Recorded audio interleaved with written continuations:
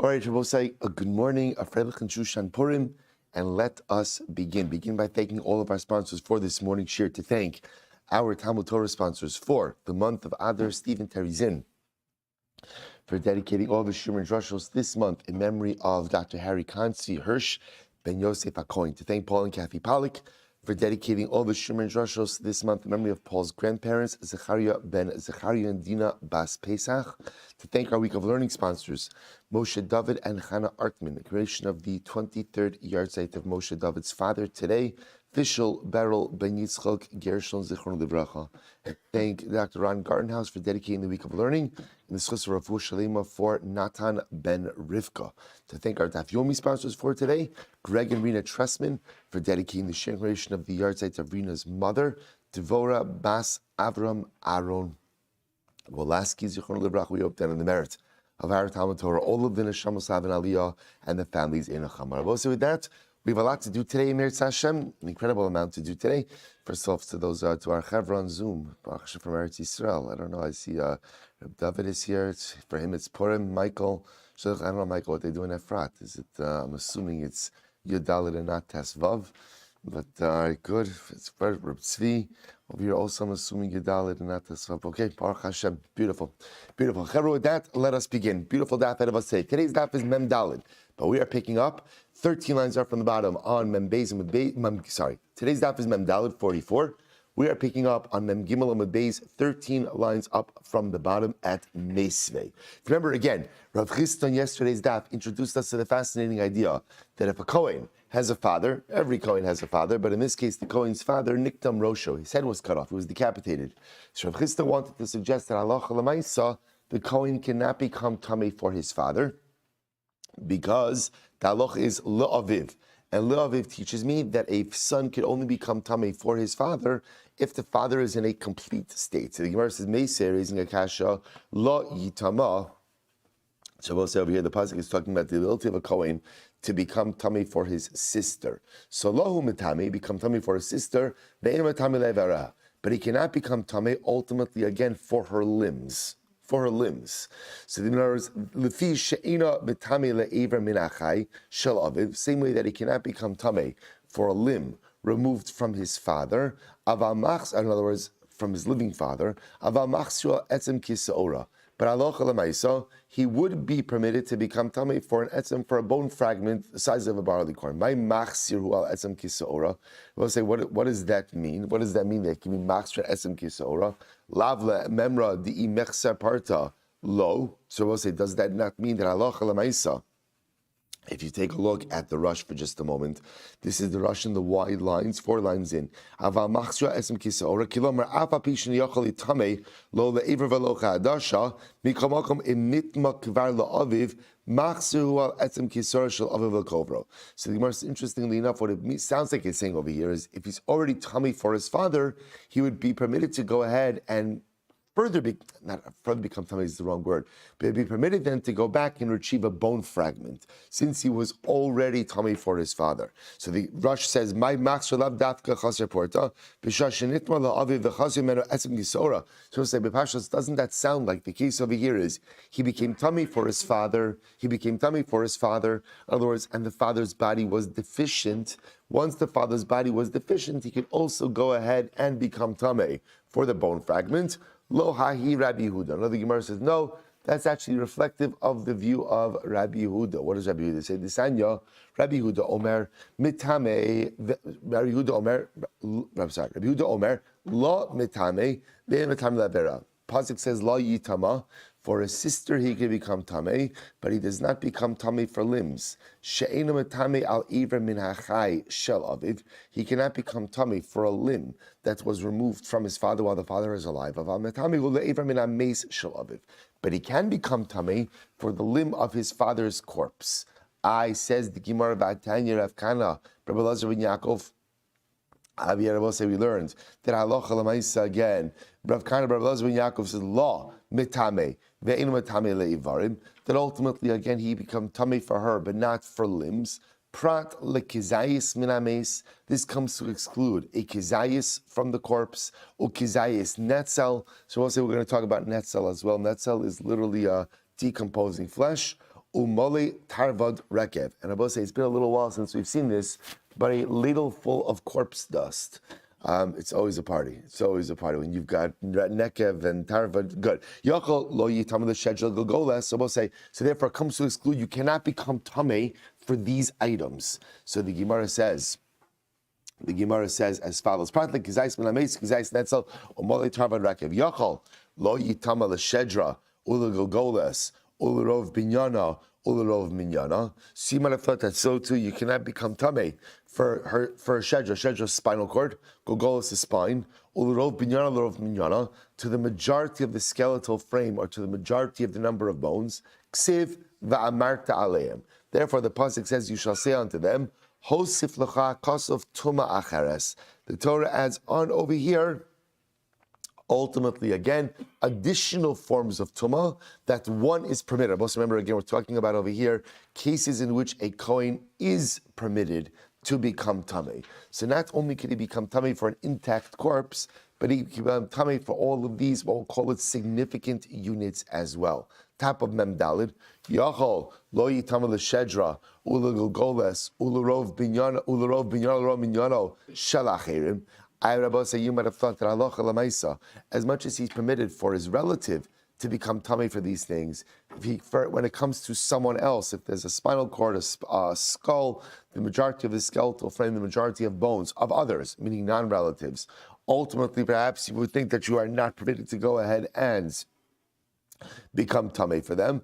So the Gemara says, Amrit ma'achosa miyuchedes shebegufa talui bo. So we'll say what's unique about sister, right? What's unique about the sister is it's incumbent upon her brother, the Kohen, whereas we'll say whenever the Torah gives us a license for the Kohen to become tamei to someone, why is that? That's because that person's burial is dependent on the Kohen. So what's unique about sister? What's unique about sister is her burial is dependent upon her brother, and therefore ultimately, again, he's permitted to become tamei for the spinal cord, for the skull, for the majority of the skeletal frame, the majority of the number of bones. So af kol shegufo talui bo mitame l'shedra ulagogoles ularov binyano ularov minyano. So too, I will say any person who is dependent on the Kohen for burial. What's an example of a person who's dependent on the Kohen for burial? Meis mitzvah, for example. Salach l'maisa. If you have these things intact, the spinal cord, the skull, the majority of the skeletal frame, the majority of bones, ultimately, again, a Kohen would be permitted to go ahead and become tamei for them as well. To which the Gemara says, you're right, but ahinami Rabbi Hudahi. Ultimately, this too is reflective of the view of Rabbi Huda. The Rav do Amar ki haytana. And Rav holds like someone else. What does Rav hold like? The following Tana. The Sanya, Maisa Shemes Aviv Shrabi Yitzchak Beginzak. It was a very interesting story. One time it happened that the father of Rabbi Yitzchak died in Ginzak. And Ginzak is a place. So what happened? Ubo va'odihu li achar shalosh shanim. And I will say what happened. They came and they only told Rabbi Yitzchak after 3 years. I will say it's so fascinating because for us contemporarily, it's we get information so quickly that the notion of not hearing about something for some extended amount of time is so foreign and alien to us. But here, Rabbi Yitzchak's father died. He died in some faraway place. Rabbi Yitzchak does not hear about it for 3 years. Then I will say, now there's an important piece of this story, which is Rabbi Yitzchak is a Kohen. So we'll say, and he came and he asked the Shaila to Rabbi Yoshua ben Elisha and the four Zakinim. And I will say, now what's the Shaila that he's asking? The Shaila that he's asking is Rabbi Yitzchak wants to relocate his father's grave. So what he wants to do is he wants to retrieve the remains of his father and transport them to a family plot. So he comes and he asks the Shaila, am I allowed to do that? And listen to this, so we'll say, Va'amru, they said to him, La'aviv bizman shu shalim v'lo bizman shu chaser. They said to Rabbi Yitzchak, you can't do it. Why? Because the pasuk says La'aviv. A Kohen is permitted to become tamei for his father. And we'll say, what's the drasha from Aviv? He's only permitted to become tamei to his father when the corpse is intact and not when it's not. And Rabbi say b'pashtos, after 3 years, after having passed away, the corpse is no longer intact. So Rabbi say, how do we paskin? Because it's actually quite an interesting halacha, right? Because we're all familiar. Obviously, this is talking about a regular kohen, not a kohen gadol, right? Because kohen gadol doesn't become tamei for anyone, right? So the shaila is again, besides for a mace mitzvah, right? So what about for a regular kohen? We know that he has a license to become tamei for 7 close relatives, right? A mother, father, brother, sister, son, daughter, spouse. So we'll say, do we accept this drasha of la aviv or not? So let's listen to this. That's the Shulchan Aruch. We'll do the Shulchan Aruch in Yeredeya, Siman Shin Ayin Dalid Siftes. It's the last sif. Listen to this. Eina kohen metame le'ever min achai me'aviv. For lo le'etzem me'atzamos aviv. Both say the halacha is that a kohen, let's say kohen has a father. Let's say the father had a limb that was amputated. Both say the halacha is that you have to bury amputated limbs. So a kohen cannot become tamei for his father's amputated limb. This is talking about a limb taken from his father while he's still living. Nor could a kohen become tamei for a bone from his father. So we'll say if one is collecting atzamos, we'll say likut atzamos means the concept of collecting remains in order to rebury them somewhere else. Afa pisha shedra kayemes chashem and koshu afilu munach etzlo ena metamilo she'ena metame ela l'shalim. Rabbi say, isn't this incredible? So we pass halacha l'mais like this drasha. A kohen is only permitted to become tamei to his father, for his father, ultimately when the body is intact. Now the Shulchan Aruch adds in, he says, v'yesh omer tahani mili kishachasher la'achamisa avalim chaser menu ever b'chayav umeis. So Rabbi says, this is very interesting. So the Shulchan Aruch then says, but by the way, this concept that a kohen could only become tamei for his father if the body is intact, this is only if the body became deficient after death. But ultimately, again, let's say I have a case, I have a kohen who has a father, the father had a limb amputated while the father's alive. So now the father dies. So according to the first opinion of the Shulchan Aruch, a kohen cannot become tamei for his father under those circumstances. According to the second opinion of the Shulchan Aruch, which is the accepted opinion, he can. Because essentially, I will say, what's the definition of shalem? What's the definition of shalem? Shalem is how you die, right? The state of the body at the time of death. So that's the state when intact that a kohen is permitted. Any deficiency that happens after death, the kohen would not be permitted to become tamei for his father. It's really actually quite interesting, I will say, which is a good musar also. The definition of shleimus is the state that you reach when you die. That's the state when you reach when you die. I will say, see, my whole life, right? I have the opportunity to do things, the opportunity to work on things. The only time that my essence is locked in is at the time of death. That's when I'm shalom, right? What I am at the time of my death, that's the state of shleimus I've reached in this world. Incredible. Mishnah.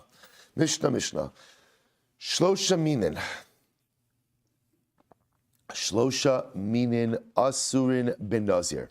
We'll say there are 3 different things that are asur for a Nazir. What are the 3 different things? Here they are. Hatuma v'taglachas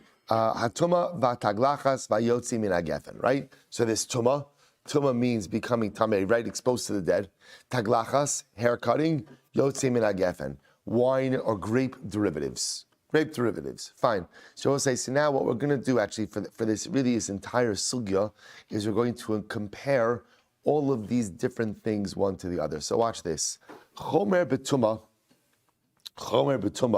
So let's say, by the way, just before I go on, I'll just mention one very interesting Ramah in this, and just in the previous sugya. The Ramah says, so remember, we have a little bit of time, so I can do this. I will say, listen to this. So remember, machlokes in the Shulchan Aruch. First opinion in the Shulchan Aruch said a kohen can only become tamei for his father when the body is fully intact. What's the definition of fully intact? What's the definition? Literally, fully intact literally means fully intact. The second opinion, the Yesh Omrim, says no. The definition of fully intact is whatever the state of the body is at the time of death. We'll say, what's the nafkamina? Practical difference? An amputee, right? Let's say the father of the Kohen had a limb amputated while he was alive. According to the first opinion in the Shulchan Aruch, that's called chaser, and a Kohen literally would not be able to become tamei for him. According to the second opinion, that's called shalem, because shalem is right, because shalem is determined at the time of death. The Ramah, this is actually fascinating, quotes a Yesh Omer who says, she'eno metame laharug demikri chaser, that if the Kohen's father was killed, not died of natural causes, but was killed, that ultimately, again, that's called chaser. So I will say, because bepashtos, right, any act of murder, right, any act of murder is going to cause some deficiency in the body.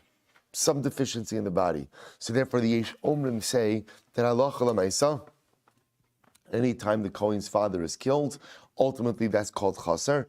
And the Ramah says nachon lahachmir. It's fascinating. The Ramah says it's appropriate to be machmir in this. So I say I don't know. I didn't have a chance last night to go ahead and look a little bit more into this to see about how we paskin like contemporarily, because unfortunately, right, this is not a. This is a Lamaisa case for Klal Yisrael, right? Throughout the history of Klal Yisrael. So ultimately, again, but it's just fascinating that you have this Ramah that says anytime someone is murdered, by definition, that's chaser, and the Kohen would not be permitted to be matami for his father. Okay, so just bear in mind this machlok. So according to the Mechaber, we're going to pass like the second opinion that the definition of shalem is established at the time of death. Incredible. Says the Mishnah. Back to the Mishnah again, sorry. Shlosha minim asura ben Nazir. Both say there are three things that are asur by a Nazir. What are they? Hatuma, v'hataglachas, v'yotzi min hagefen. So a Nazir can't become tummy, a Nazir can't get a haircut, and a Nazir cannot partake of grape derivatives. I will say grape derivatives because remember, again, we've established what is it? It's the grape skin, it's the grape seeds, it's the grape flesh, right? It's new grapes, moist grapes, dry grapes, wine, anything and everything that comes from the grape. Good. So now the Mishnah said, listen to this. Chomer betuma ubetaglachas. There's a chumrah, so to speak, a stringency with tuma and taglachas, with tuma and hair cutting, mi biyotze minagefen, over the grape derivatives. Why? Shatuma v'taglachas sosrin. Because we're supposed to listen to this. If a Kohen becomes tamei, or for that matter, a Kohen cuts his hair. Now, also, we're going to see taglachas, by the way. Taglachas is whether or not the Nazir cuts his hair, or what? Someone else cuts his hair. Right? One of the fascinating ideas. It doesn't really matter. But both by Tumah and taglachas, sosrin.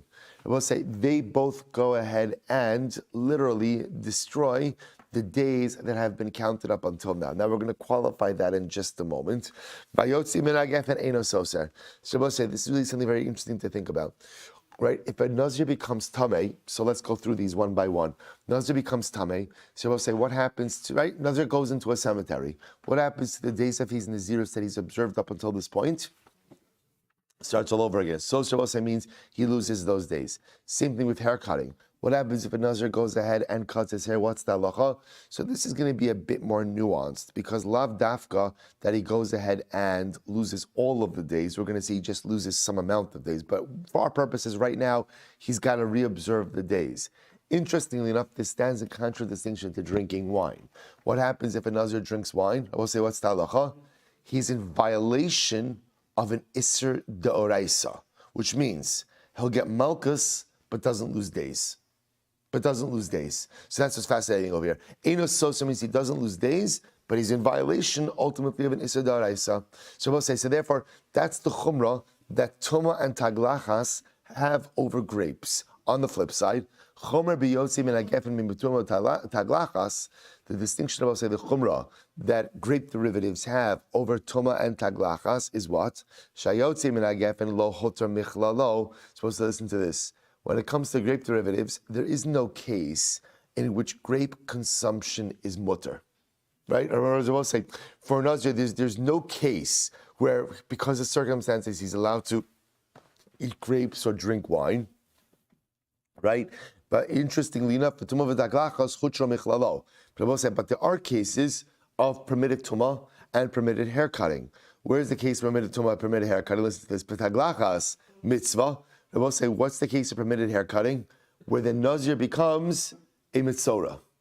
If the Nazir becomes a mitzorah, part of the concluding ritual for tzaras is shaving of the hair. So therefore, again, if a Nazir becomes a mitzorah, he has an obligation to shave his head, right? Uba meis mitzvah. What about tumah? So tumah ultimately again becomes a mitzvah when? In the case of meis mitzvah. So both sides, so fascinating, right? So there is no case for a Nazir where grape or wine consumption is ever permitted.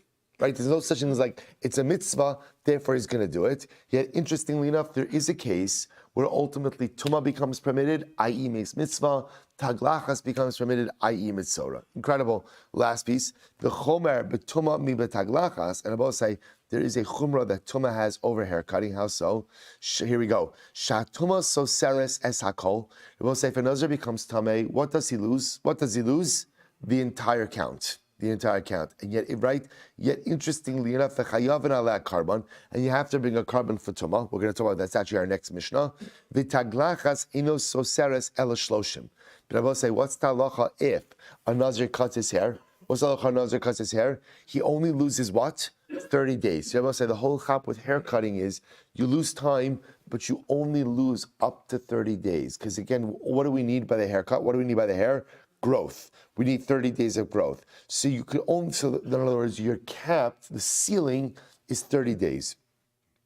And ultimately, again, you're not chayav a carbon if you cut your hair. Good. So I will say, so really fascinating Mishnah. Let's go weiter. Says the Gemara, V'tumah lo tusar miklala, v'tumah lo tusar miklala, kavachomer miyayin. So I will say, so remember again, one of the things that we mentioned in the Mishnah, so I'll say, so now what we're going to do for the rest of this sugya, it's really very interesting, is we're going to go back and forth comparing these items one to the other, these three different restrictions. So one of the things we said in the Mishnah was that what was unique about tumah is that it's chutra michlala, which means even though a nazir is prohibited to become tameh, there is a case where nazir is permitted to become tameh. What's the case where nazir is permitted to become tameh? What's the case? Meis mitzvah. Good. So v'tumah lo tusar miklala kavchar miyayin. So we'll say, so the truth is we should say that you can't become tameh. There's no case of permitted tumah should be a kavachomer from wine. How so? Uma yayin she'eno soser lo hotar miklalo. So we'll say wine. If a nazir drinks wine, he doesn't lose any of his previous count. He's just in violation of an Isser D'Oraisa, right? And yet there's no permitted case of wine. So ultimately, tumah shesoseres ino din shlo tusar michlala. So tumah, which does destroy the count up until now. Certainly, again, there should be no permitted case. So we'll say it's a pretty solid kavachomer. Talmud lomar lo aviv uli imo lo yitama. Therefore, we'll say the pasuk says, for his father and his mother, he shall not become tamei. Lo aviv uli imo lo yitama teaches us he shouldn't become tamei for his parents. Ava metame hula meis mitzvah. But he can become tamei ultimately again for a meis mitzvah. So we'll say essentially what the Gemara answers is what? It's a drasha. It's a drasha. Einachinami. It's a good kavachomer, a very solid kavachomer to teach me that perhaps there should be no permitted case of tumah, but Lamai says a drasha and a pasuk. Good. V'yayin yoser yutar michlalo. So we'll say we should say that wine ultimately again should become permitted. V'yayin yoser michlalo. Wine ultimately again should become permitted in the case of a mitzvah. We'll say. Now, what would be the case of wine becoming, this is very shaykh, right? It's halacha maisa, right? When should wine become permitted for a mitzvah? Right? Pesach, Kiddush, right? You fill in the blank. In other words, anytime, so we should say that wine should become permitted b'makom mitzvah. Kavachor mituma, she kavachor from tuma. How so? Uma tuma shiso seres chutra michlala. So tuma, which ultimately, if nazir becomes tamei, loses his entire count. Yet tuma is permitted in the case of a mitzvah. Yayin she'eno soser eno din shiyutar michlala. So wine ultimately again, which is not soser, right? Wine which does not go ahead and lose the count. Certainly again, it should become permitted. Amrakra, Pasuk first white line, miyayin v'sheichar yazir. So Pasuk says from yayin and sheichar he has to abstain. Lesser yayin mitzvah. ki yain reshus. And from the drasha of that pasuk, we say that permitted wine, I should say mitzvah wine, is going to be prohibited just like regular wine. Okay? The yain yistres hakol kav chom mitoma.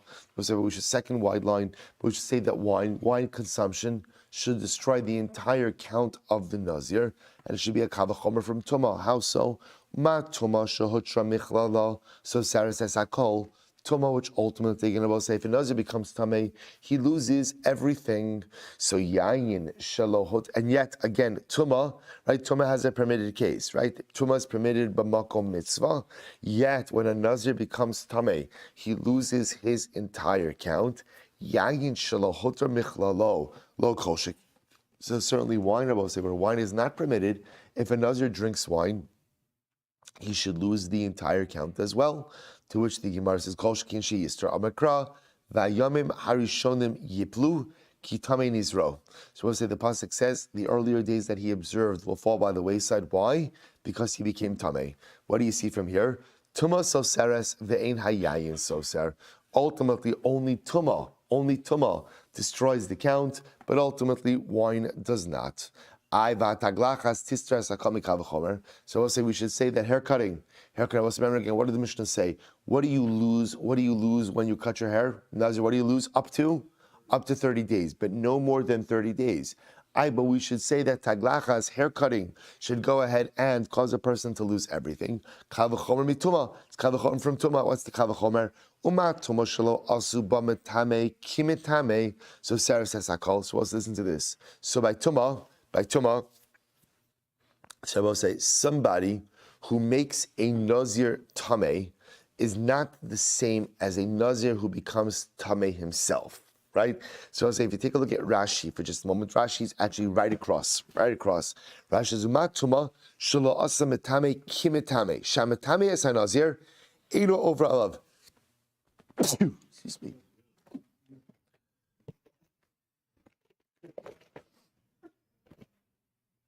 It's like the sneeze heard around the world. Mamish. It's like... Okay, so let's listen to this. Okay, sorry. So the more studies say. So this is actually quite fascinating. Take a look at Rashi. Rashi says, "Umat tumashlo asam etame kimetame shametame es ha-Nazir eino over alav." They both say, if you pick up a Nazir and you put him down in a cemetery, okay? It's strange, but lamaisa, it's not asur, right? You haven't violated anything. So I'll say yet again, the Nazir himself, of course, who defiles himself, he becomes a Nazir. I'm sorry, that is a violation, right? The Nazir is matame himself, ultimately again is in violation. Yet I'll say, now watch this. Watch this. So Sarah says hakol. Yet by tuma you lose everything. Taglachas sha'asuba migaleach. Rabbi say we are going to something fascinating.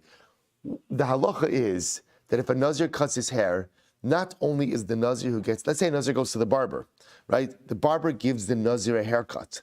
Not only is the Nazir in violation, but what? The barber is as well. Again, we haven't learned that. We haven't not learned that fact yet. That's later on, but we're being introduced to it now. So we'll say, see the distinction over here when it comes ultimately again. So haircutting, which ultimately again the isser is both on the Nazir and on the barber, should again be soser everything. In other words, we'll say, the kavachomer. If tuma, which only the Nazir is chayiv, but the person who's metame the Nazir is not chayiv, and yet again, if the Nazir becomes tameh, so sarakol, he destroys everything. Haircutting, where there's a prohibition both on the Nazir and on the barber, should certainly go ahead and destroy all of the days observed up until this point as well. To which the Gemara says, Amrakra, va'yamim harishonim yiplu, ki tameh nizro. So as the pasuk says, the earlier days will fall by the wayside. Why? Because tamei nizro. Tuma soser sesakol, vein taglacha soser sesakol. So ultimately, it's only tuma which destroys all the previous days, but hair cutting does not. Okay, I will say we're just going through this whole sugya. The tuma naseh ba metame kimetame kavchom taglachas. So I will say by tuma, we should say that the Nazir, right, who becomes tamei, I should say the person who makes the Nazir tamei, should be just as liable as the Nazir himself, and it should be a kal v'chomer from haircutting. Umat taglacha sheino soseres ela shloshim. When it comes to haircutting, all the Nazir loses is 30 days. Yet asaba migaleach kimiskaleach. The barber is liable just like the Nazir. So Tumah she soseres as I call Tumah, which destroys everything observed up until that point. Eino din shenase ba mitame kimitame. Ultimately, again, halacha lemaisa, we should say that the person who became tamei is just like the Nazir should become tamei, should be just like the person who made the Nazir tamei should be just as liable as the Nazir himself. Amakra v'time rosh nizro, limitame rosh nizro. So we'll say ultimately a pasuk says only the Nazir who actually becomes tamei himself is going to have liability. Fine. V'taglachas lo nase megalech kimiskalech kal chomri tuma. So we'll say if that's the case, we should say by haircutting. By haircutting. Ultimately, again, the barber should not have the same liability as the Nazir. From a kal v'chomer from Tumah, what's the kal v'chomer? Uma Tumah she soser says akol Tumah, which ultimately, again, you lose everything observed up until that point. Yet lo asu ba mitame ki mitame. Ultimately, again, the person who makes the Nazir tamei does not have the same liability as the Nazir who became tamei himself. Taglacha she'ino soser ela shloshim yom, haircutting where you only lose 30 days. Lo kol shekein shelo na'aseh megalech ki miskalech. The barber should not have the same liability as the Nazir. Amakra tar lo yavar al roshal karibei lo yavar hu v'lo yavar la'acher. So we'll say the drasha we make is a razor shall not pass upon his head, which essentially we darshan to say the Nazir can't make the razor pass upon his head, and what? Someone else can't make the razor pass upon his head as well. Incredible. So we'll say there should be no permitted case of haircutting. And remember, there is, for example, in the case where the Nazir becomes a Metzora as well, but there should be no permitted case of haircutting based on a kal v'chomer from wine. So wine, which does not cause the loss of the entire count, yet there's no permitted case of wine consumption. So again, haircutting, which does cause the Nazir to lose days he observed, certainly there should be no permitted case. Rosho, Vamrachmana Zikano. Supposed to remember again, we had this Rasha before. The Torah did not need to say both Rosho and Zikano, his head and his beard. The fact that it went ahead and it said both gives us an extra word for a drasha. That Allah Lamaisa, there is a case where the Nazir is permitted to cut his hair. What's that case? That's the case where he becomes a Matzora. V'taglachas lo tistar klal kal v'chomer miyayin. So we'll say ultimately again, so haircutting should not become us. Sorry, there should be no permitted case of haircut. Sorry, tagachas lo tistar klal. So haircutting should not cause the Nazir to lose any days observed. Kal v'chomer from wine. Wine where there's no permitted case in a soser, yet does not go ahead and cause the Nazir to lose any time. So haircutting, which ultimately again does cause, right? I'm sorry, haircutting where there is a permitted case, right? I.e. the Metzora, certainly again it should not demolish or should not destroy the days observed. To which the Gemara says, Ba'inon gidol seir v'haleka. Now, also by haircutting, it's different. A Nazir cannot conclude his Nazirite vow until when? There's growth. There's growth. The minimum definition of hair growth is 30 days. 30 days. Wine consumption should cause the Nazir to lose 30 days. And shvia kavachomer from haircutting. So we'll say if haircutting, where there's a permitted case, i.e. Metzora, yet again you lose days observed. Yayin shalohotar michlalo, wine, where there is no parallel permitted case. Certainly again should cause the Nazir to lose time. So I'll say the only reason why by hair cutting ultimately you lose time is why? I'll say it's just a practical issue because he only conclude his Naziros with hair growth and he doesn't have it. But I will say ultimately again when it comes to wine, the hair is still intact. So we'll say this represents the end of the sugya. So we'll say bottom line, we have some very important takeaways. First of all, reaffirming our three categories of prohibition: grape consumption, any derivative from the grape, hair cutting, and ultimately tumah. The major distinction between these two rabbosai is that in tumah and taglachas, tumah and hair cutting, chotar michlalo, there are permitted cases. By tumah, it'll be a case of meis mitzvah. By taglachas, it'll be a case if the Nazir becomes a metzora. This stands in contradistinction to grape consumption where there is never a permitted case. On the flip side, consumption of grapes or any grape derivatives only results in what? A prohibition, but what? No lost time. Conversely, Tuma and Taglachas always result in lost time. Taglachas, how much time do you lose, right? Up until 30 days. Tuma, again, you lose everything observed up until that point. Plus, of course, I will say, by the way, it's not just you have to start again, but remember, it's a delayed start with Tuma. Why is it a delayed start? Because what do you need first? 7 days of Tara. Good, beautiful, I will say, beautiful, beautiful, beautiful. Good, Memdalam Abayz, really coming together. Really coming together. Good. Shabbos Memdalam Abayz, 44b. Mishnah. Taglachas Tuma. So we'll say, so now we're going to delve a little bit more into the Taglachas. Ultimately, again, the process of hair cutting for Tuma. So we'll say, let's take a breath for just a second. Right? So what do we have? Here's what I know. You have a guy who's a Nazir. Nazir becomes Tameh. How did he become Tameh? I'll say, how did he become Tameh? Whatever, right? By the way, it could be a permitted case of Tuma. Once again, what's permitted case of Tuma? Meis mitzvah. Or just a flagrant act of Tuma, right? So I'll say, again, what's the flagrant act of Tuma? Right? So by the way, it's interesting, right? It's like in the world of Averis as well. Like the Gemara brings down that Esther Malka is an example of like an Avera Lishma. Okay, I'm not getting into all details right now. Right? And I've said, right, in the world of Averis, you could have an Avera Lishma, right, which is like an Avera L'Shem Mitzvah, an Avera L'Shem Avera. In the world of Tuma, you could have Tuma that's a Mitzvah, right, and Tuma that's an Avera, right, which sounds so fascinating. So Tuma that's a Mitzvah, that's Meis Mitzvah. Tuma that's an Avera, he wanders into a cemetery. Right? So we'll say, so now watch. So again, the reason I'm mentioning this is, for our purposes now, it actually makes no difference.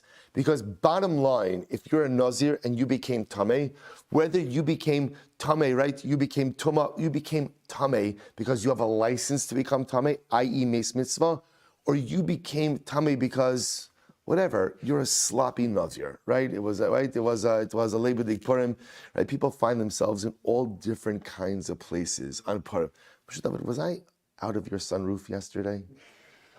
Was I standing? I came home very cold, and I think it was because I was out of your sunroof. Okay, good. Anyway, I'll say, right? So Lamaisa, right? People find themselves in all kinds of places. So what happens? Halacha Lamaisa, you have now the Nazir in a cemetery. Either way, I both say, it doesn't matter. In other words, the result is the same, which is now there's a process of course, 7 days of purification, right? And then after that, he restarts again. So here it is. Taglachas Tuma Ketza. So both say the Nazir becomes Tameh. What's his process now for hair cutting and restarting? So here we go. Ketzad. So we'll say, here it is. Ketzad.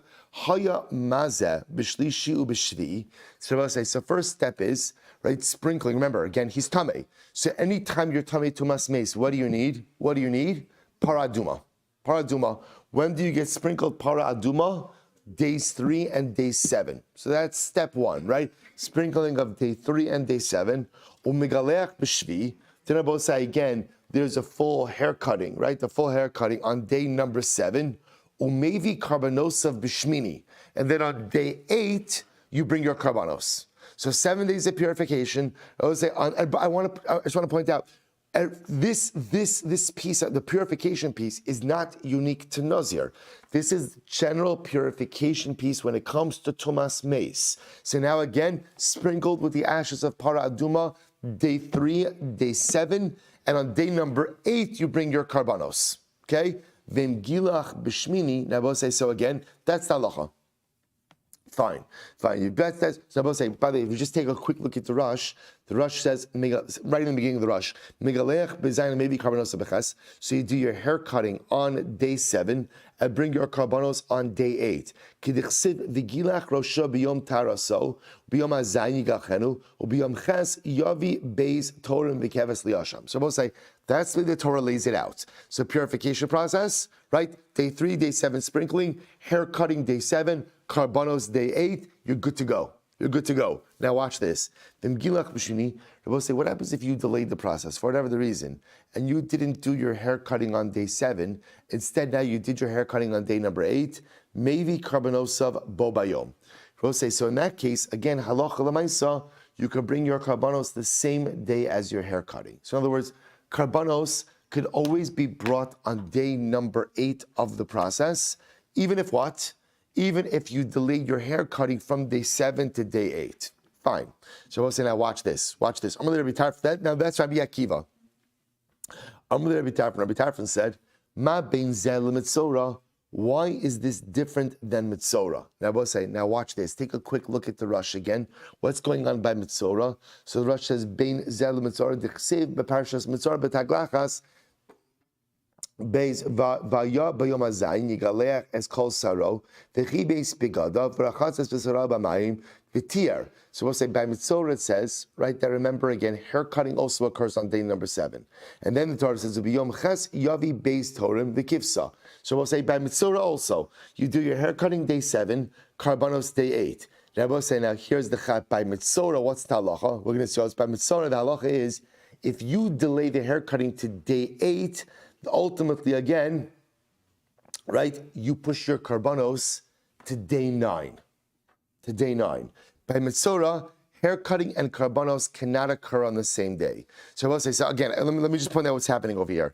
In a vacuum, the process for purification from the dead and for tzaras work basically the same way, which is 7 days of purification, right? Day number 7, hair cutting.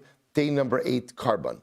Rabbi Akiva says, by Nazir, if you delay your hair cutting to day number 8, you could still bring your karbanos that same day. Rabbi Tarfon says, hey, what's going on over here? By Mitzora, what's the halacha? If you delay your hair cutting until day number 8, Rabbi will say, what does that do? That delays your karbanos until day number 9. So Rabbi Tarfon is asking Rabbi Akiva, why is Nazir different than Mitzora? Amrlei to Rabbi Akiva says, calm down. I'll tell you, Amrlei, you feel Rabbi Tarfon getting worked up about this. Rabbi Akiva says, take a deep breath. I'll tell you why. Amrlei, Zeh tarasa tului b'yamav, u'mitzora tarasa tului b'taglachaso. Rabbi say, when it comes to Nazir, the purification process is dependent on days, and by Mitzora, ultimately, again, the purification process is dependent on head shaving. Therefore, ve'einenu mevi karban ela inkin mu'urav shemesh. Rabbi said, as we're going to see, let's work backwards. By Mitzora, Rabbi said, the halacha is like this. The Mitzora needs to shave his head, and then needs hair of shemesh, then needs the setting of the sun to bring the karbanos. So therefore, by Mitzora, Rabbi say, head shaving and karbanos will never happen on the same day. So if you delay, so therefore in a perfect model, you'll do haircut on day 7, bring your karbanos on day 8. But if for some reason you delay haircutting till day number 8, you can't bring karbanos until when? Day number 9. That stands in contradistinction to Nazirus, where halacha l'maisa, ultimately, again, everything is dependent on days. So therefore, again, hair cutting has to take place on day number 7, but lamait and karbanos take place on day number 8. But if you delay hair cutting till day number 7, till day number 8, no problem. You could still bring your karbanos. So we'll say here the distinction.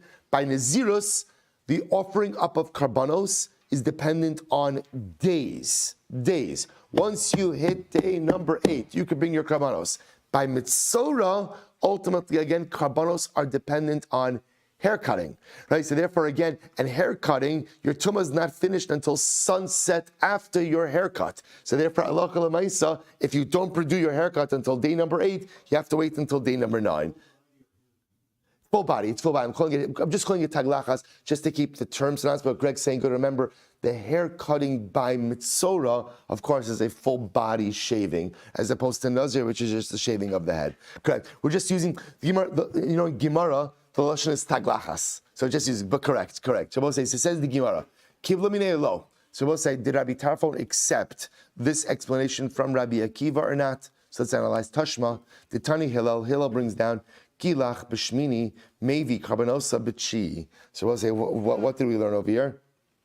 That if the Nazir went ahead, right, the Nazir who's recovering from his tumah, if he went ahead and he did his hair cutting on day number 8, he brings his karbanos on day number 9. Well, if Rabbi Tarfon really accepted Rabbi Akiva's position, leisi karbanos b'shmini, then Rabbi said you should be able to bring your karbanos the same day as your hair cutting, right? The fact that by Nazir, we're saying that if he delayed his haircut to day 8, he can't bring his karbanos until day 9. That sounds like what's happening over here. we are streamlining Nazirus with Tsaras, which sounds like Rabbi Tarfon did not accept Rabbi Akiva's explanation. Rava lo kashin. No, it's not a problem. Ha ditaval b'shvi'i, ha delo taval b'shvi'i. Oh, I will say there's a fundamental distinction, right? What's the case? This case, I will say, is talking about where he did not go to the mikvah on day number 7. Okay, well, if he didn't go to the mikvah on day number 7, then obviously that is going to go ahead and delay the entire Tara process by a day. And that's why in that case, I will say, if you don't go to the mikvah on day number 7, Sa'aloch Alamais, again, you're only going on day number 8. That's going to push everything one additional day, and karbanos can't be brought until day number 9. But in a proper case, where immersion took place in its appointed time, then what? Immersion is day number 7. Ultimately, again, haircutting is day number 7, and karbanos will be day number 8. And even if halacha l'maisa you delayed haircutting till day number 8, as long as immersion took place when? On day number 7, ultimately you're good to go. So we'll stop over here for today. Tremendous. Well, I'll say again, I just want to point out what we're going to do in the coming sugim, Eretz Hashem, is get greater clarity. We're going to get greater clarity on the entire process and all the different pieces in the timeline as well. Incredible. Shkayach.